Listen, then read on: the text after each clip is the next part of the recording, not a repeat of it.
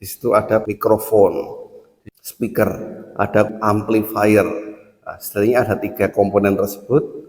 Itu menunjukkan bahwa sound system adalah salah satu ciri dari sistem. Saya rasa sama halnya ini memberikan gambaran kita bagaimana sistem ini bekerja dalam kehidupan kita. Termasuk kalau kita bicara tentang sistem hukum. Dalam sistem hukum ini ada 3 komponen utama.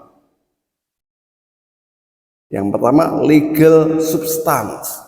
Substansi hukumnya apa? Legal structure, ada struktur hukum. Dan kemudian komponen yang ketiga adalah legal culture atau kultur hukum. Hukum keperdataan ini mencakup 3 unsur, 3 komponen. 3 komponen utamanya apa sih? Mengatur tentang 3 hal. Ya, ini apa? People, goods, barangnya, people orangnya, goods barangnya, dan kemudian apa? Engagement atau keterkaitan.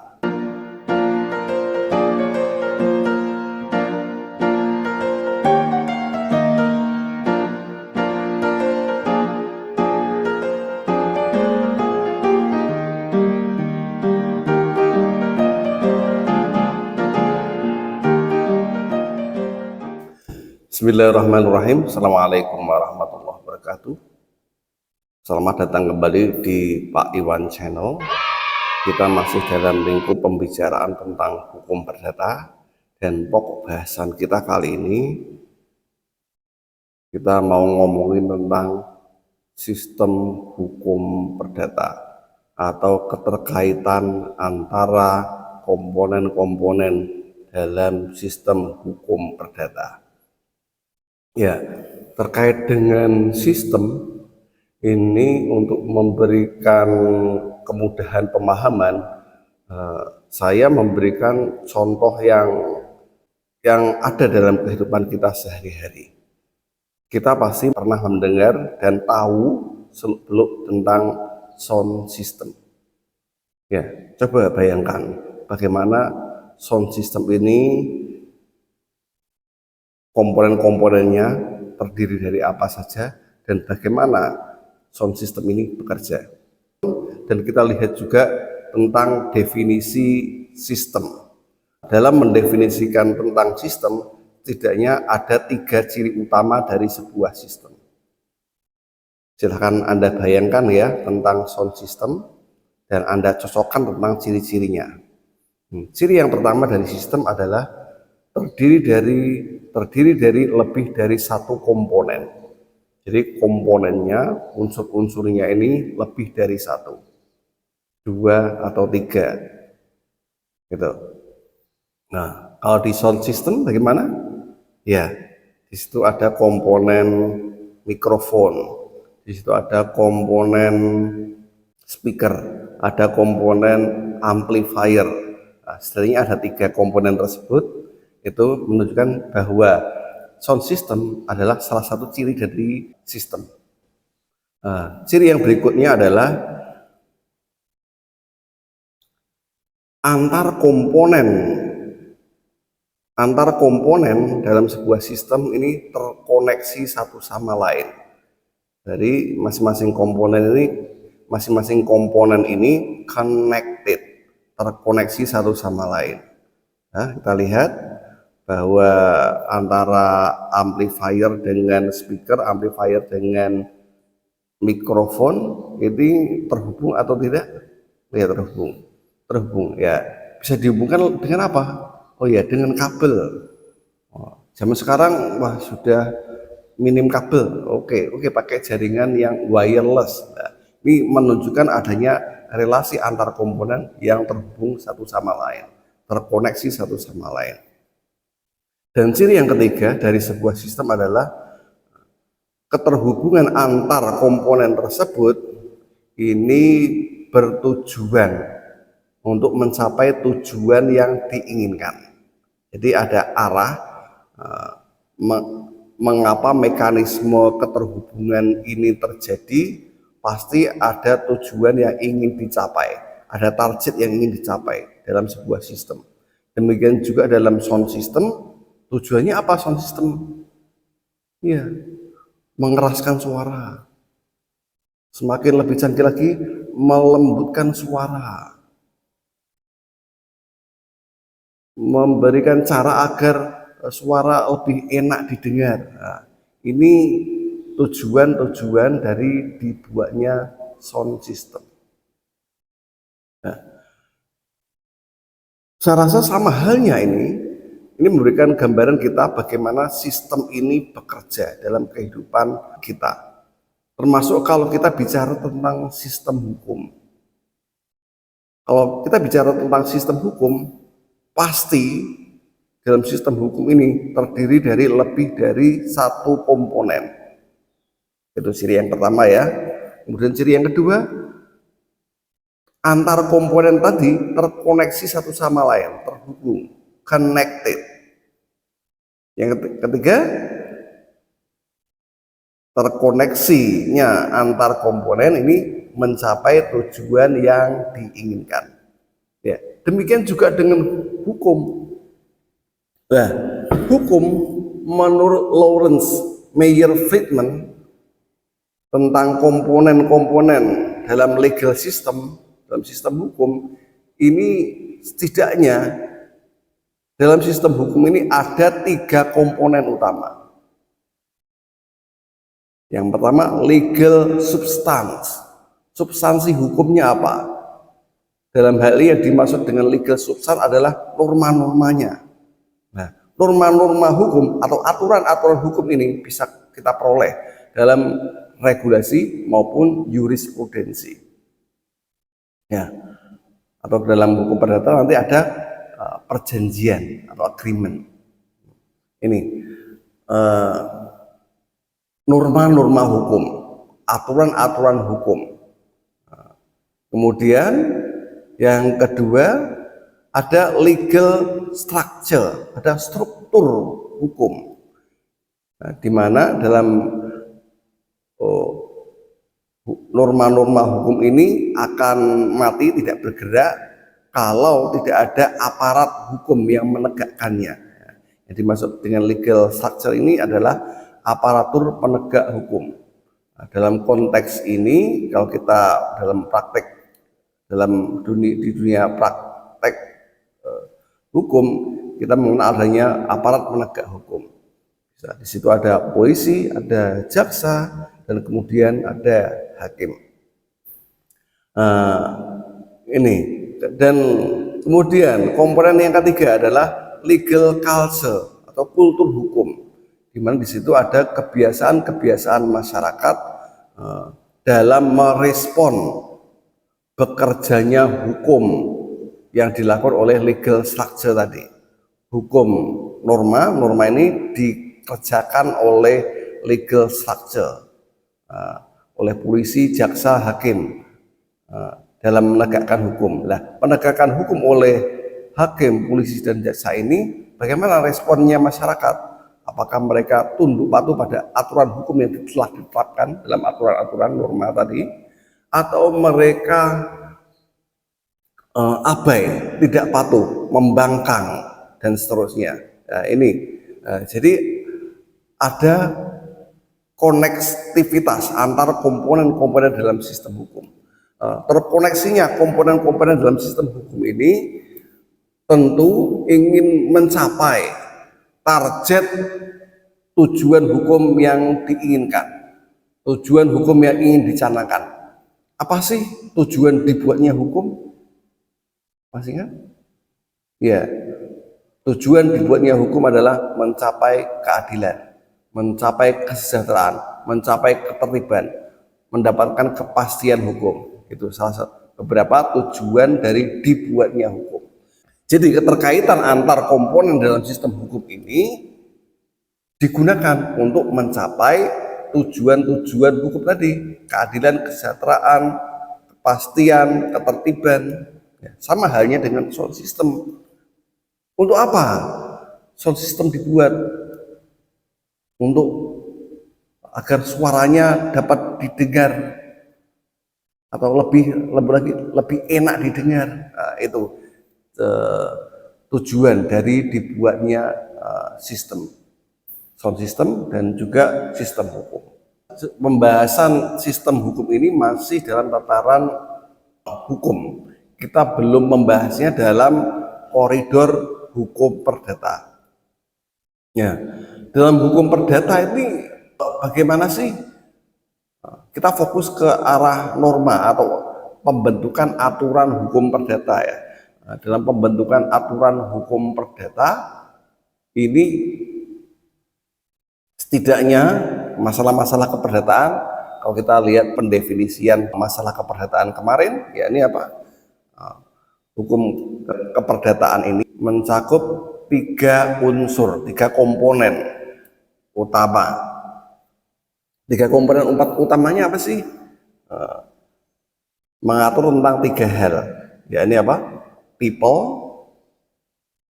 goods, barangnya, people orangnya, goods barangnya, dan kemudian apa? Engagement atau keterkaitan. Ya, dari 3 unsur ini kita juga menstrukturkannya sesuai dengan struktur kalimat. Ada SPOK, subjek, predikat, objek. Ya. Dalam hal ini, people, orang, termasuk badan hukum, orang, pelakunya ini menjadi subjek hukum. Ada unsur subjek hukum dan juga ada unsur objek hukum. Nah, di sini ada keterkaitan, ada konektivitas antara subjek hukum dengan objek hukum.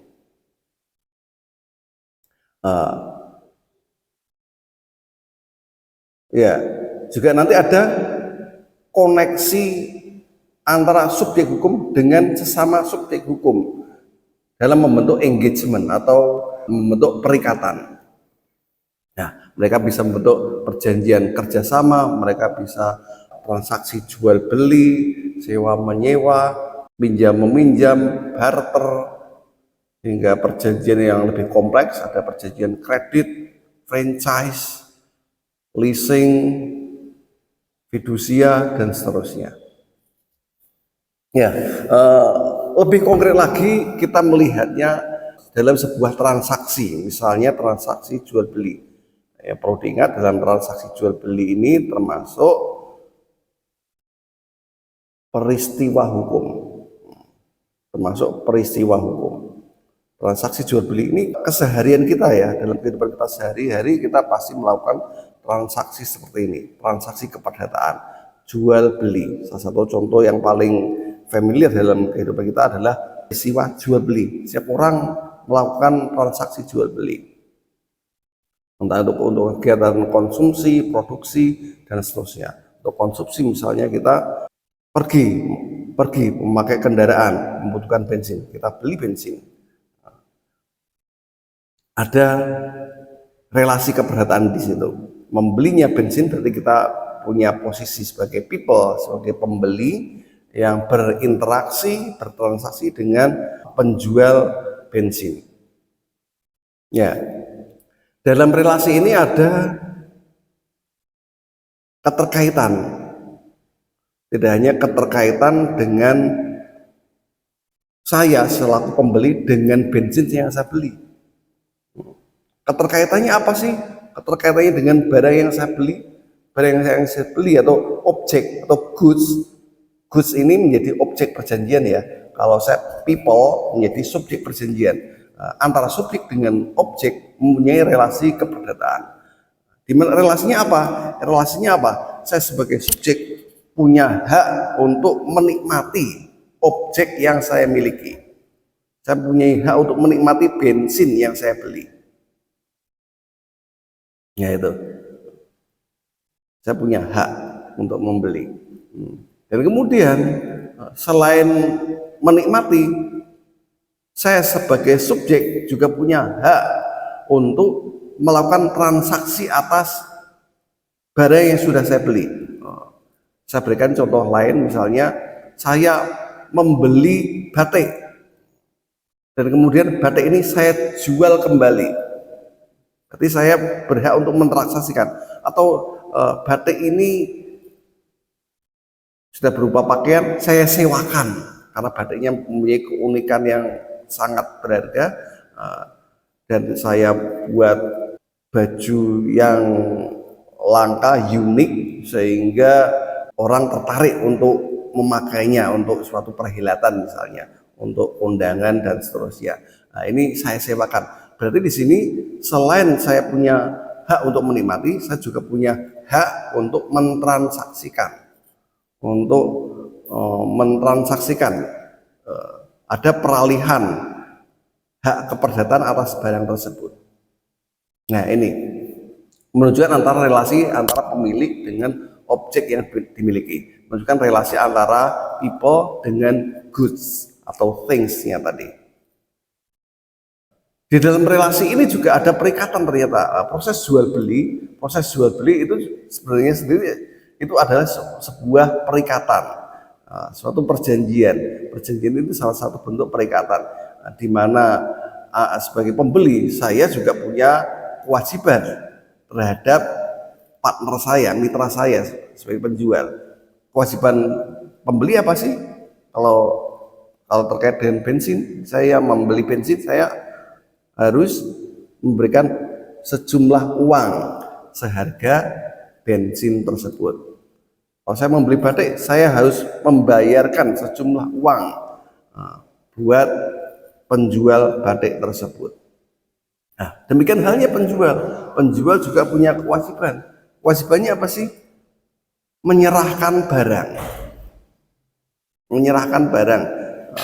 Sehingga barang ini sampai pada saya, seorang pembeli. Nah, itu relasi antara people sebagai subjek hukum, kemudian goods, things sebagai objek hukum, benda yang dinikmati tadi, dan kemudian juga ada engagement, ada perikatan, ada transaksi antar subjek hukum. Dalam transaksi tersebut ini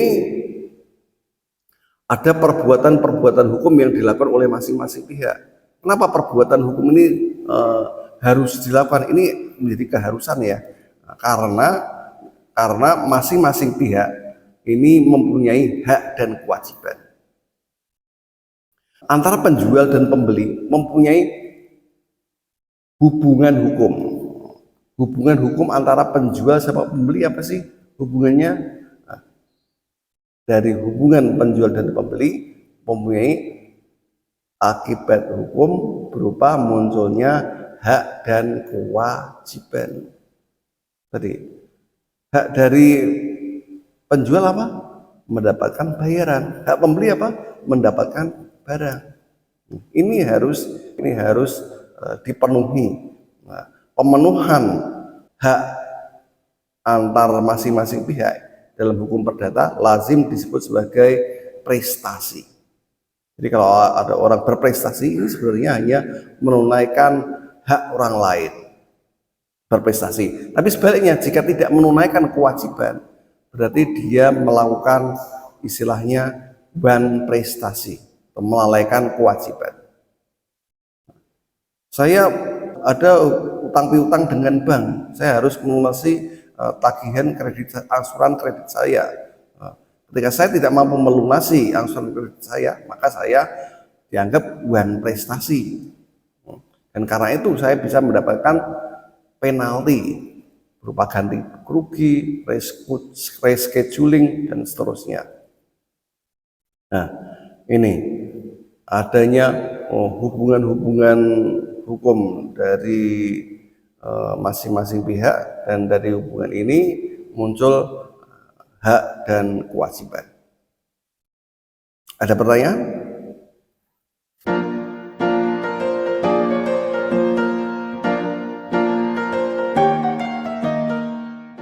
Ya, kalau kita lihat dari sisi struktur hukum perdatanya, ada beberapa unsur hukum perdata yang termasuk menjadi bagian dari komponen sistem hukum perdata ya. Ini seperti subjek hukum, objek hukum, kemudian ada perbuatan hukum, akibat hukum, peristiwa hukum, dan hubungan hukum. Ya, dari sisi subjek hukum kita pernah membahasnya kemarin bahwa pelaku yang bisa melakukan perbuatan hukum alias si subjek hukum ini setidaknya mereka manusia yang telah dewasa dan cakap hukum, atau kalau tidak dia adalah berupa badan hukum, perusahaan berbentuk hukum, badan hukum CV, PT, firma atau koperasi. Yang kumpulan sosialnya ada perkumpulan atau yayasan. Nah, ini merupakan badan hukum yang bisa berperan sebagai subjek hukum. Nah, sebagai subjek hukum ini bisa melakukan perbuatan hukum atas objek hukumnya. Misalnya yayasan punya aset tanah dan bangunan. Nah, yayasan juga punya hak untuk hak basic namanya, hak menikmati atas tanah dan bangunan yang dimilikinya. Dan kemudian juga dia punya hak untuk mentransaksikannya pada pihak yang lain. Dia bisa membeli, dia bisa menjual. Ini subjek hubungan antara subjek hukum dengan objek hukum. Kemudian dengan subjek hukum yang lain berarti ada proses-proses perikatan, proses-proses engagement yang salah satu contohnya bisa dilakukan lewat proses transaksi, jual beli, sewa menyewa, atau proses transaksi keperdataan lainnya.